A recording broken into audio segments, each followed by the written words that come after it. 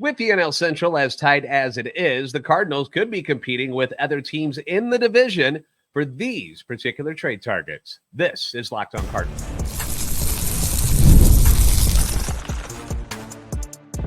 You are Locked On Cardinals, your daily St. Louis Cardinals podcast, part of the Locked On Podcast Network, your team every day. Hey there, Cardinals fans. I'm JD Hafford, and I'm a national radio sports anchor born and raised in the Lou and a lifetime Cardinals fan, and I'm your host for Locked On Cardinals, part of the Locked On Podcast Network, covering your team every day. You can follow me on Twitter, X at JD Sports Radio. You can follow the podcast at LO_Cardinals. I want to thank those of you who make Locked On Cardinals your first listen every day. We are free and available wherever you get your podcasts, and of course, you can find us on YouTube. Come on by, like, subscribe, and comment if you haven't already. Hit the notification button so you know when the new episodes are posted. This is a show serving Cardinal Nation and giving the best fans in baseball all of the info about the birds on the bat. This episode of Locked On Cardinals brought to you by Booking.com. Booking.yeah, the right stay can make you a fan of any city, even your rivals. Check out Booking.com for your stay today. First and foremost, I'm not going to sing, but happy 25th birthday to my newest bromance, the one and only, the GOAT, Michael Ciani, the savior of center field, at least for this year, and hopefully the next Gold Glove winner of the St. Louis Cardinals. All-Star game tonight. Don't care who wins that, really. Ryan Helsley will not be pitching, so we don't have to worry about him at all, which is great. You know, you don't have to freak out if he hits his hand or he throws something weird. Don't have to worry about it. Congratulations to Teoscar Hernandez on his home run derby win. I bet on Adolis Garcia and Pete Alonso to win, and both were knocked out in the first round. So some foolish bets by me, but what do you got to do? That's why they call it betting. In case you're new to the channel and to the podcast, a couple of times a week, at least recently, I kind of scour the internet to find information about possible trades involving the Cardinals, what people are saying and talking about, and just get people's opinions on what they think the Cardinals should or shouldn't do. And then I bring all that information here for you. That way you don't have to go searching for it all. So when it comes to talking about trade rumors and ideas, I'm going to get you everything I could possibly get my hands on and share it with you. So trade talks probably kind of on a hiatus right now, right? With the All-Star break going on, but we could see some action as soon as this stuff is done. And with the way the Cardinals are situated in the playoff picture, we continue to believe, we have no reason not to believe, that they will be looking to add on to what they have already. They're going to be buyers. And this is a team that, you know, after a rough start to the season, it was ugly. A lot of us were nervous. I was nervous. I'm sure you were too, that we were going to go down the path that we just saw in 2023. But luckily, they figured things out. They've gone 35-23 and climbed back into things. And not only are they in the wild card picture, where they're sitting at the second spot in the wild card in the NL, but legit contenders in the NL Central again, 4.5 games back of the Milwaukee Brewers, who had a monster lead over everyone for a while there. The rest of the division, they're not that far back. You know, you got the Pirates just 2 games behind the Cardinals. The Reds are 2.5 back of them. The Cubs are a half game back of the Reds, even though they're in last place. So with things being as tight as they are, and 4 of the 5 teams in this division, they're considered to be small market teams. I think Chicago's the only one you would say is like, hey, they could spend if they want to, although they haven't been spending like, a big market team. But that with everybody kind of in the same payroll type of area, probably going to be looking at the same type of players to add to their rosters at the trade deadline to make their move in the division or in the wild card. So Zachary Rodman at fansided.com put together a story that brought up 4 names that he felt the Cardinals could steal away. And he said specifically the Brewers. But for me, it's kind of all of these guys in the division when I think about it, because all of them are going to probably try to make a push of some sort. I don't see any of them just going, we're good. We suck. We're out. I just don't get that vibe from anybody in the division right now, not even Chicago, because they were playing better before the All-Star break, split with the Cardinals there in that final series at Busch Stadium. So I don't see any of them waving the white flag yet. I think they're going to, take it down to the very end of the trade deadline. So I think all of these guys are people that teams in this division will probably try to target. So I'm going to post a link in the description and the show notes so you can read everything for yourself. But here's what he's got. The first person that I want to bring up on his list here is pitcher Yusei Kikuchi from the Toronto Blue Jays. So here's what Zachary says about Yusei. If they do sell, expiring contracts are a certainty to get dealt. Talking about Toronto. Yusei Kikuchi is arguably the best one that the Jays have to offer. Kikuchi is outshined by other starters in Toronto's rotation, but is a solid mid-rotation arm. The southpaw has a 4.42 ERA in 20 starts and 106 innings of work, but he's better than his ERA indicates. The 33-year-old has allowed 4 earned runs or fewer in all but 3 of his starts. That until this last game that that he pitched in before, the article came out, and then he pitched and it wasn't good. So I'll get to that. But he's allowed 3 earned runs or fewer in 13 of his 19 starts. That's before the last one again. With the Cardinals' improved offense and their strong bullpen, he can prove to be a nice fit. And I couldn't agree more. We brought up Kikuchi before on this show. And for all the reasons that Zachary states, he just makes sense for the Cardinals. Now, I want to go back to the last game that he pitched where he got roughed up really, really bad. In his last outing before the All-Star break, it wasn't a pretty picture. Faced the Arizona Diamondbacks, allowed 7 runs on 6 hits in 4 1/3 innings. That included a grand slam in the 5th inning, which was his last inning of work by Ketel Marte, which was the big blow. So, things were probably and then pow. All of a sudden you got 4 runs on the board. So that's when things got kind of ugly. But in the 2 starts before that, he goes 5 2/3 against the Astros on July 3rd, allows just 2 runs on 5 hits, strikes out 5. That's a very good Houston lineup. Then on July 9th, he dominates the Giants. He goes 7 1/3 innings. He allows 2 runs on 6 hits. Both the runs score on solo home runs, and he strikes out 13 batters in a game that the Jays ultimately lost. They didn't even beat the Giants in this one. He's going to be a free agent after the year, so that should bring the price down some. And he's left-handed, which is something that you don't have in your rotation right now because you don't know how long Steven Matz is going to be out, if he's coming back at all. Nice to switch things up once in a while because it's all righties in the Cardinals rotation at the moment. So having a lefty in there would be nice. The Blue Jays also have Kevin Gossman and Chris Bassett as possible trade candidates. So maybe some of the bigger market clubs might go after those guys instead of a Yusei Kikuchi, which would fall to kind of the level of teams where, the Cardinals and the Brewers and these other guys are sitting at. So I don't mind it at all. I think it would be a pretty good addition if the Cardinals like everything they've seen from him so far this year. So obviously a name to keep on the list. Another name on this particular list that we're going through is a former Cardinal. Curious how people will react to this. We'll talk about him next on Locked On Cardinals. I love sports, and I love them so much that I just really never want them to stop. But as the playoffs wound down in the other, sports, NBA's done, NHL's done. You still got WNBA, but Olympics around the corner, which is great. But the sports aren't sporting like I want them to. We're getting excited for college football coming up here very soon. NFL football camps and stuff are starting. But FanDuel lets me keep the sports going whenever I want. All I got to do is open up the app and just dream up bets anytime I'm in the mood. And this summer, FanDuel is hooking up all customers with a booster bonus daily. That's right. There's something for everyone every day, all summer long. So what you need to do, if you haven't already, is head over to FanDuel.com/lockedon and start making the most out of your summer. FanDuel is where I bet on the home run derby last night. Unsuccessfully bet on the home run derby last night. That's not FanDuel's fault, though, that I didn't pick the winners, but it was something that made the home run derby even that much more interesting for me and my wife. We were watching and having a good time with it, ordered some takeout, and then we were just enjoying everything.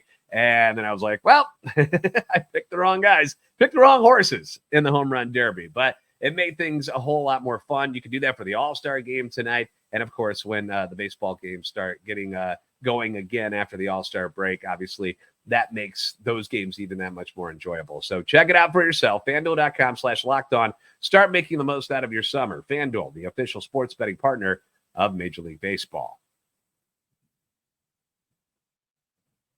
PrizePicks is America's #1 fantasy sports app with more than 5 million members. PrizePicks is the easiest and most exciting way to play daily fantasy sports. Now, unlike other apps, on PrizePicks, it's just you against the numbers. You're not facing anybody else. You don't have to worry about how much smarter other people might be than you. It's you against the numbers. All you do is pick more or less on 2 to 6 player stat projections, and you watch your winnings roll in. Get in on the daily action with your friends. Become a part of the PrizePicks community. You can now win up to 100 times your money on PrizePicks with as little as 4 correct picks. You can turn $10 into $1,000. What could you do with $1,000 right now just because you won a couple of simple bets on PrizePicks? Think about it. Think where life could go with that extra grand. And if you're looking for promotions, PrizePicks has got you covered every week, from lowering select players' stats projections on Tuesdays to help your lineup hit, or getting your entry fees back if you have a losing lineup on Fridays. And it's now available in more than 30 states across the country, including California, Texas, and Georgia. Download the PrizePicks app today and use the code LOCKEDONMLB for a first deposit match up to $100. That's code LOCKEDONMLB on PrizePicks for a deposit match up to $100. Pick more, pick less. It's that easy with PrizePicks.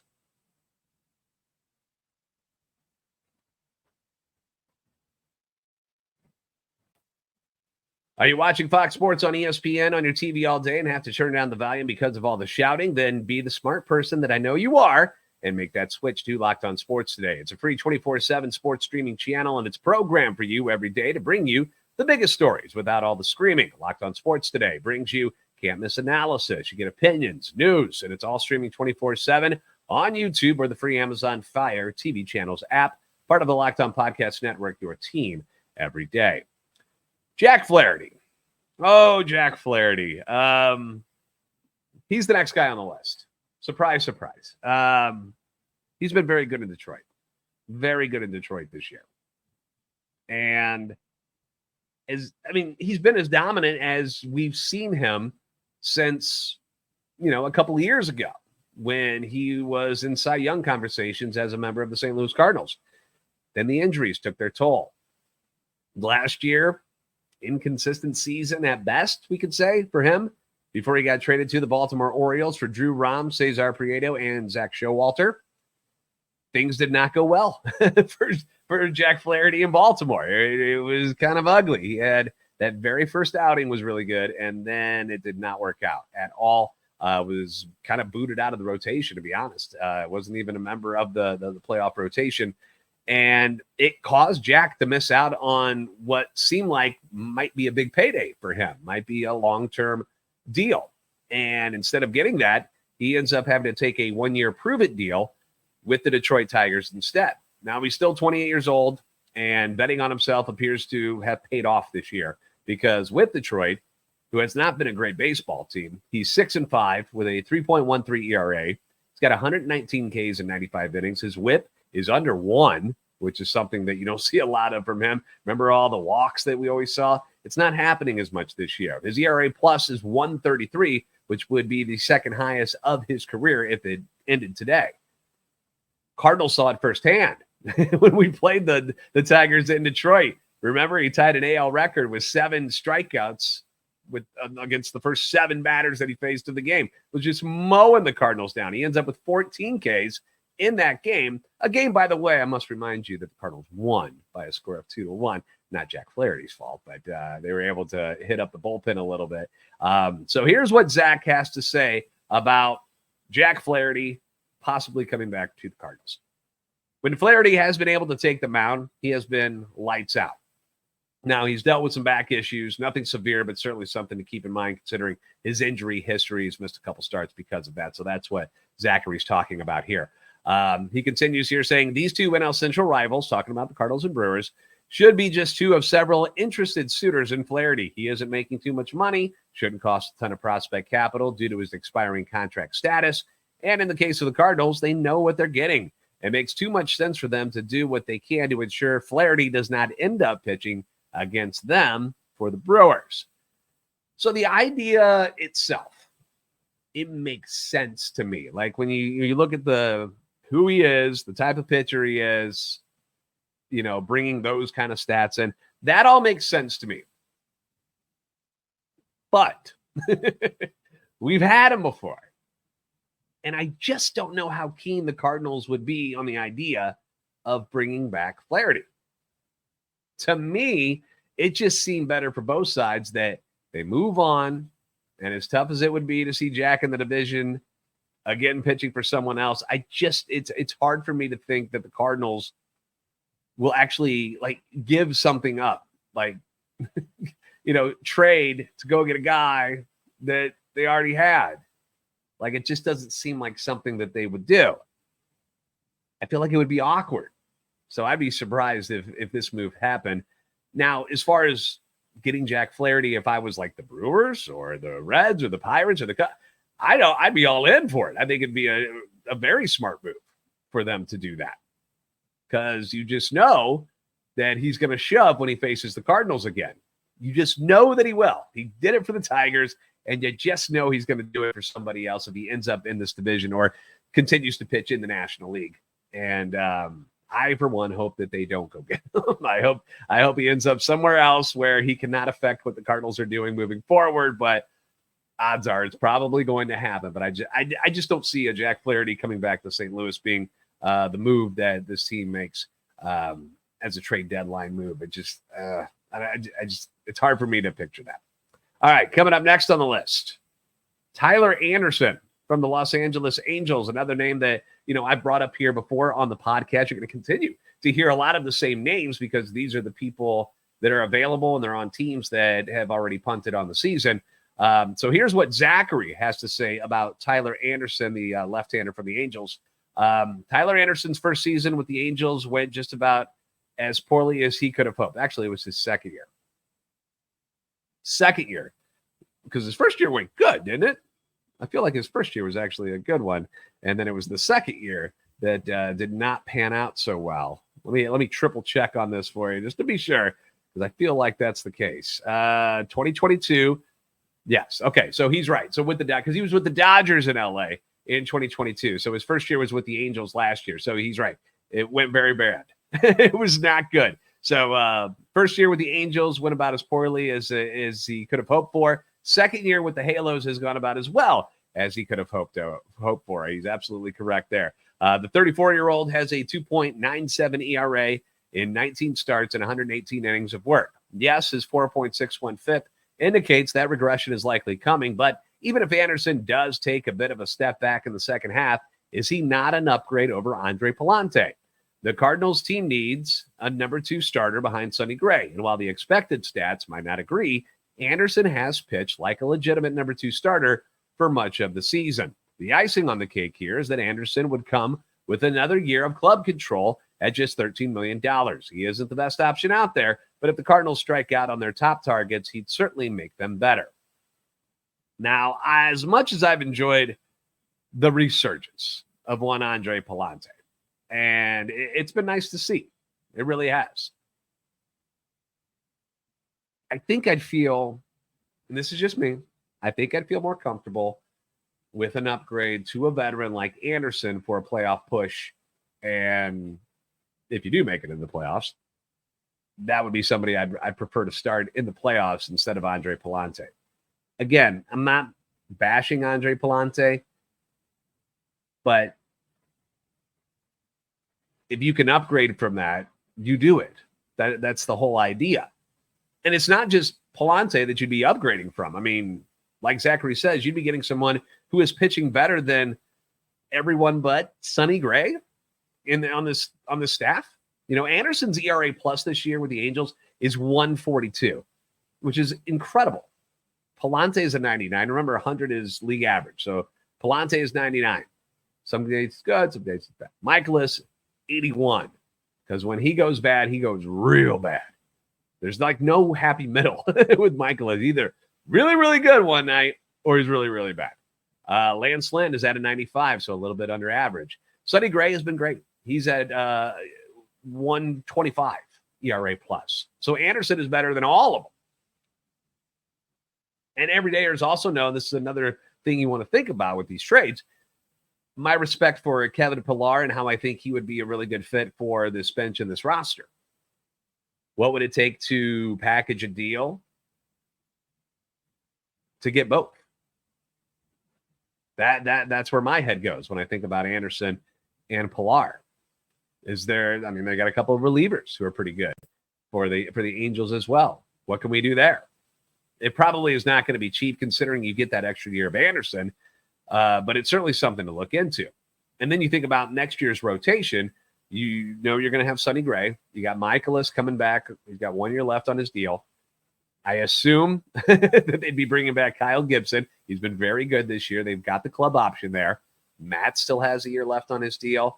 And if you have Anderson's contract, if you get a trade like this and you bring him in, you'd have him in the rotation. So you just probably not bring back Lance Lynn, or you cut bait and move on from Matz and Lynn and go with another option, maybe a younger option, maybe Palante. So there's some things to think about because you get that extra year of Anderson for next year. So the move makes a lot of sense. It really does. And, it's something I'm sure Mo and company will kick the tires on. All right, final guy that he's got on the list here is Eric Fetty from the White Sox, who we've talked about him before. The White Sox appear to be ready to trade almost anyone if the price is right. We saw him move on from Dylan Cease. He's with the Padres. We've heard they're willing to listen about star center fielder Luis Robert Jr., young star left-hander Garrett Crochet, who's been incredible this year. Michael Kopech, who as was at one point one of their top prospects. He's been in the bullpen. Hasn't panned out quite the way they thought he was going to. He has moments of brilliance where he looks unhittable, and then there's other times you're like, what the hell is going on with this guy? But here's what Zachary has to say about Eric Fetty in particular. All eyes when discussing Chicago White Sox trade targets are on Garrett Crochet, and for good reason. As fun as he'd be for the Cardinals, they probably don't have the assets to get him without completely dismantling their farm system. With that being said, the Cardinals have more than enough to get Chicago's number 2 starter, Eric Fetty. He doesn't have the overpowering stuff that Crochet does, but Fetty has had a tremendous year, posting a 2.99 ERA in 19 starts and 111 and a third innings of work. That'll play. What makes Fetty particularly appealing is his contract. He is making just $7.5 million this season and next, which is a bargain for a starting pitcher nowadays, let alone one pitching as well as Fetty has. He might not have the track record of being a number 2, but he doesn't have to be to justify the contract and to make the Cardinals better. So Eric Fetty makes a lot of sense too. My feelings are that, somebody might overpay for an Eric Fetty. I mean, he's only done it this 1 year. I know he was a big prospect coming up with the Nationals, but it didn't work out. Went overseas, got things figured out. We saw that with Miles Michaelis. That's how Miles Michaelis ended up back here in the States. Things did not go well in the big leagues. And so he went overseas, figured some things out, came back, and has been a serviceable starting pitcher for the Cardinals. Got a couple of all-star selections on his resume now. But I don't know, man. What about like an Eric Fetty and Tommy Pham package? Because I'd want to bring in a couple of pieces if I'm going to do it. Tommy Pham, obviously somebody we've talked about, has been in a Cardinal uniform before. What about Fetty and Kopech to fill that Keenan Middleton role? Just something to think about it when you're thinking about packages, because I think the Cardinals, they need a starter. They need another bullpen arm. And if you can pull in a right-handed hitter with some pop, that's great.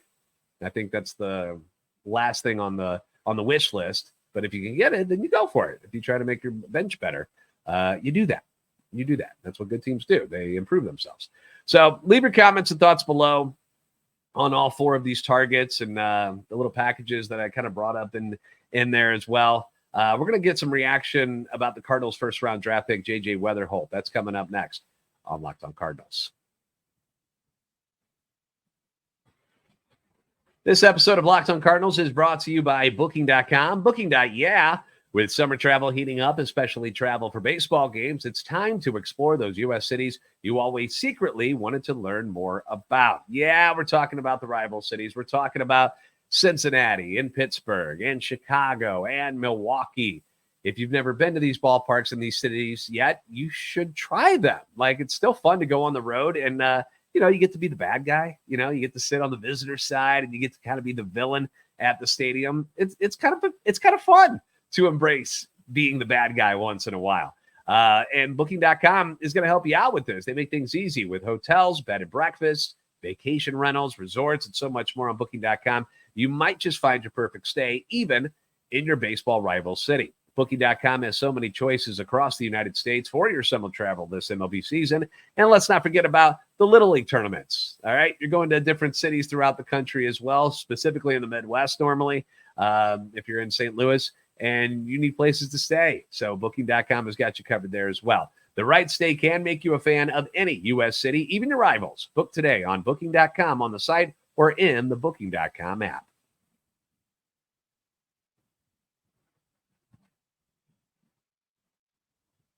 Locked On has launched the first ever national sports 24/7 streaming channel on YouTube, and now it's also available on Amazon Fire TV and the free Fire TV channels app.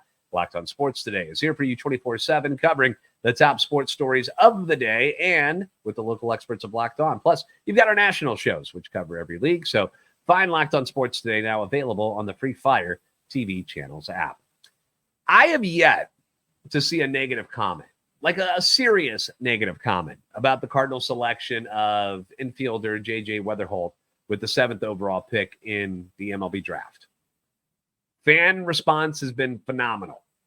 I would say 99.9% everybody is like, love him, seems like a Cardinal, looks great, has got the skills we're looking for. People question about, well, what are we going to do with Nolan Gorman and Cesar Prieto and Thomas Ajacey and all these other infielders they got? That's not what you worry about.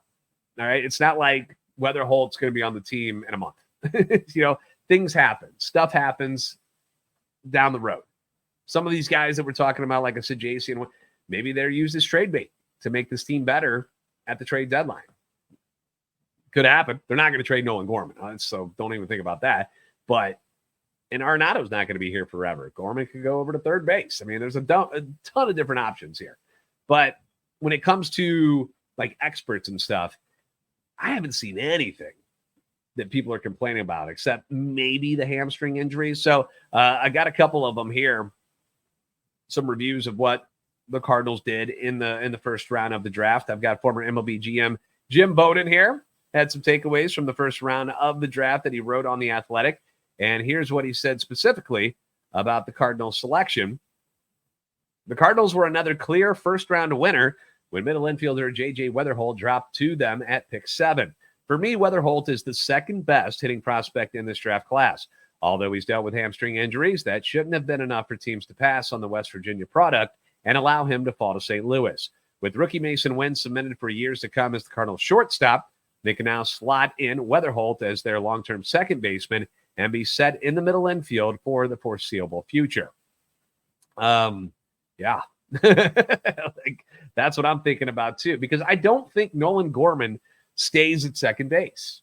I don't think that's where he ends up. That's where he can play right now. That is where there is availability and more playing time.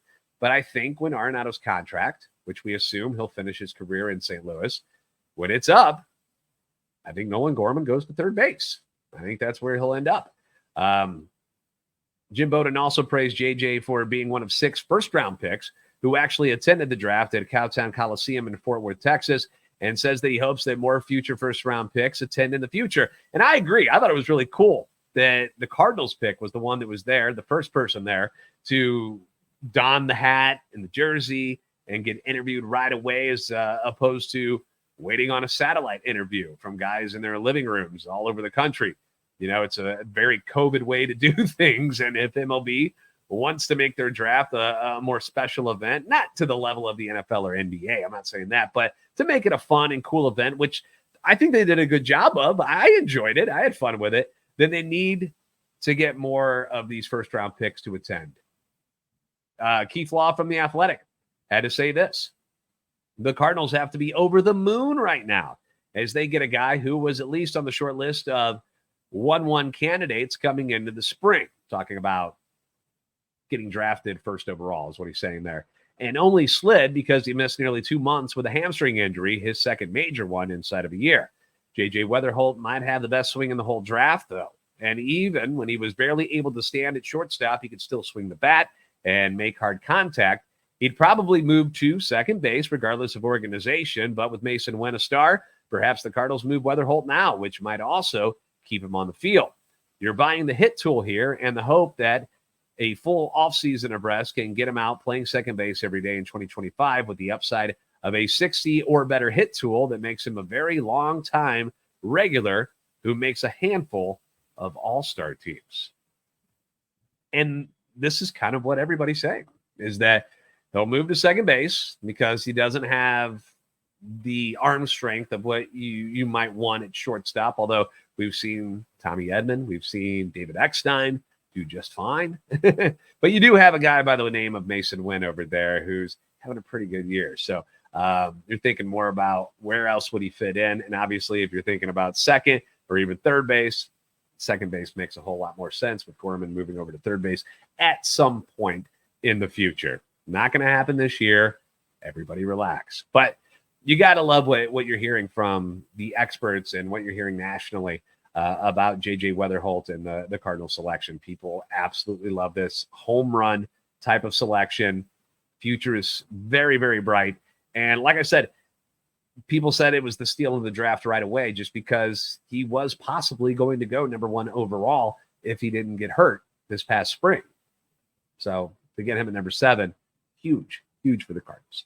All right, thanks for making Locked On Cardinals your first listen every day. If you haven't already, please give us a follow on Twitter, X at @LO_Cardinals, and at JD Sports Radio. Like, subscribe on YouTube. Please help our channel and love for the Cardinals grow. You guys are the best fans in baseball for a reason, and I'll see you next time on Locked On Cardinals. Have a good one. Enjoy the All-Star game.